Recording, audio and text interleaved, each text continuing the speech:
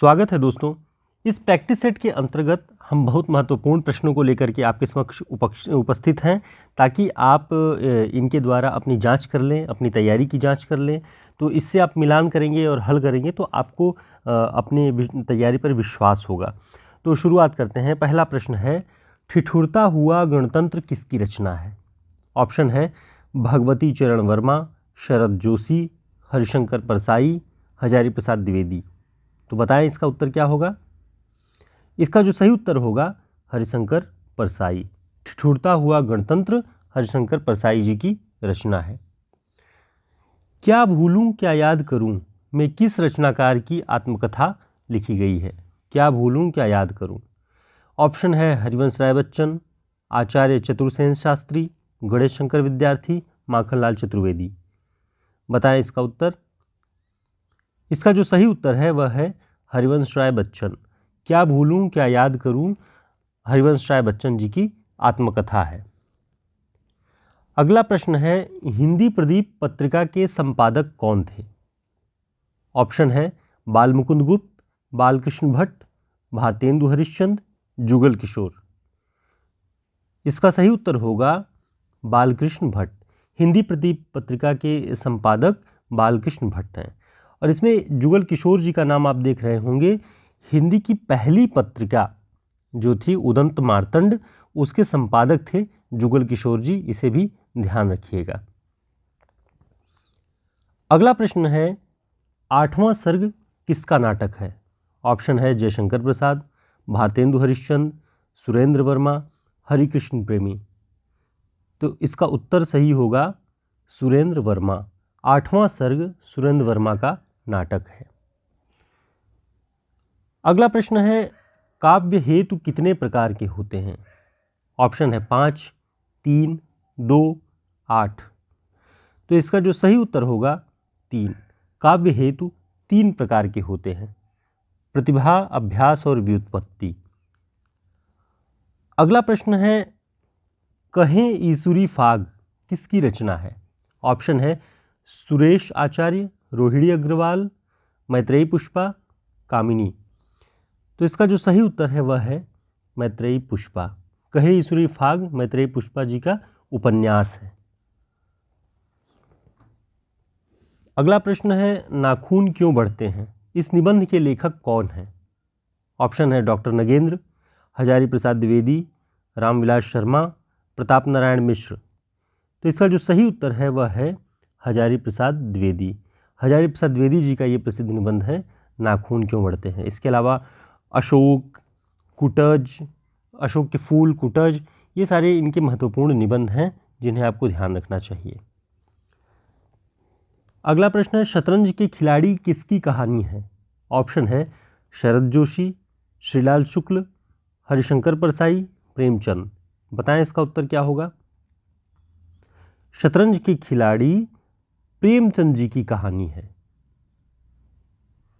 अगला प्रश्न है, जूठन जो 1997 ईस्वी में प्रकाशित हुआ नामक आत्मकथा के लेखक कौन है?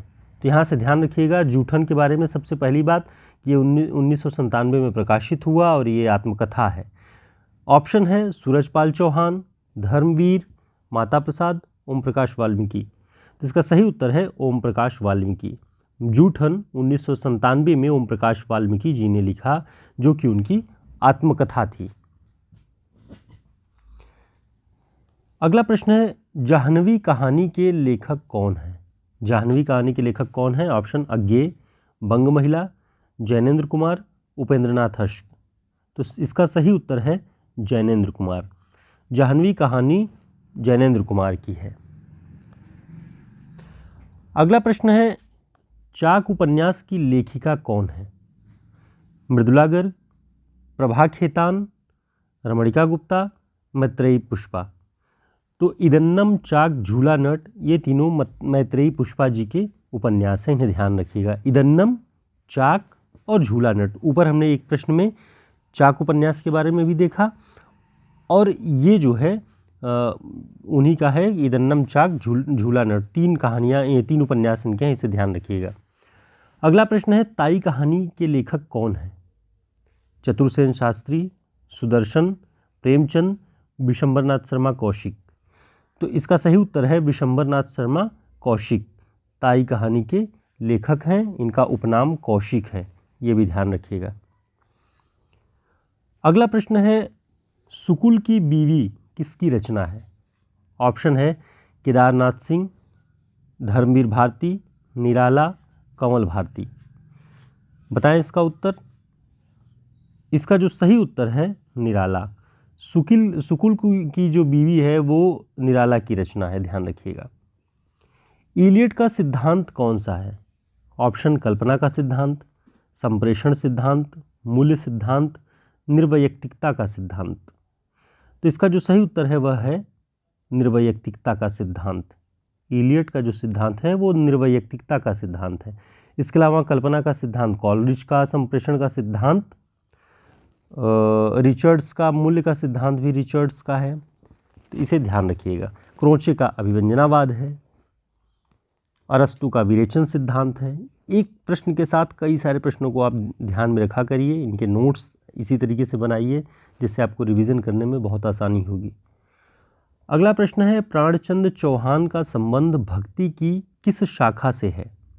प्राणचंद चौहान, रामायण महानाटक इनकी रचना है। ऑप्शन है राम भक्ति शाखा, कृष्ण भक्ति शाखा, स्वसुखी शाखा, ज्ञान मार्गी शाखा। तो इसका जो सही उत्तर होगा राम भक्ति शाखा। प्राणचंद चौहान राम भक्ति शाखा के अंतर्गत आते हैं और इनका प्रसिद्ध है रामायण महानाटक, इनकी प्रसिद्ध रचना है जो कि उन्हें राम भक्ति शाखा के अंतर्गत प्रतिष्ठित करती है, उनकी प्रतिष्ठा को बढ़ाती है। तो यहाँ हम देख रहे थे महत्वपूर्ण प्रश्नों का एक टेस्ट सीरीज़।